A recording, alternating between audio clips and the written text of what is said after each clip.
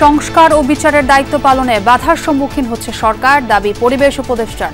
বললেন, ঘোষিত সময়ই হবে জাতীয় নির্বাচন। একটা দায়িত্ব হচ্ছে সংস্কার, একটা দায়িত্ব হচ্ছে বিচার, একটা দায়িত্ব হচ্ছে ইলেকশন। শুধুমাত্র ইলেকশন করবার জন্য তো আমরা দায়িত্বটা নিইনি।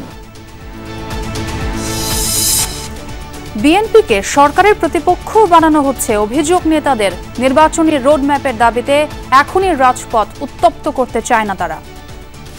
নির্বাচন তো সমস্ত দেশের মানুষের এটা অধিকার। যারা বাংলাদেশের মানুষকে তার মালিকানা থেকে বঞ্চিত করতে চায়, তাদের যদি কোনো ষড়যন্ত্র থাকে, সেটা তো বাংলাদেশের মানুষ গ্রহণ করবে না। রাজধানীতে চালু 4 দিন পরই বন্ধ হয়ে যায় গোলাপি বাস। মালিক শ্রমিক পাল্টাপাল্টি দোষারোপ, সেবা বঞ্চিত নগরবাসী। টিকেটের কোনো অপশন দেখিনি এখন পর্যন্ত, কোনো কাউন্টারও দেখিনি। আগে ওইভাবে উঠেছে, এখন ওইভাবে উঠেছে। সাধারণ মালিক আছি, তারা ট্যাকও পায় নাই, ড্রাইভারও বেতন পায় নাই। টাঙ্গাইলের ঘাটাইলে মূর্তিমান আতঙ্ক, হাজারি মালিক হত্যা, জমি দখল সহ দর্শানি বক্সিয়ার মানুষের নানা অভিযোগ।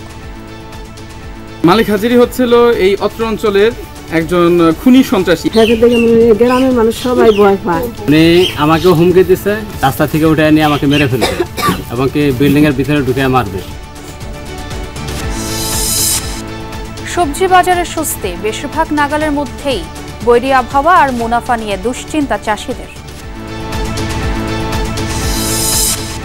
31 মে থেকে শুরু হচ্ছে ফুটবল দলের ক্যাম্প। ভুটানের বিপক্ষে প্রস্তুতি ম্যাচে হামজা সমিতের না খেলার ইঙ্গিত। তাদের যে শিডিউল, সেই অনুযায়ী সেই সময়টা মনে হয় না আমরা ক্যাম্প যে স্টার্ট করছি সেই দিন থেকে পাবো।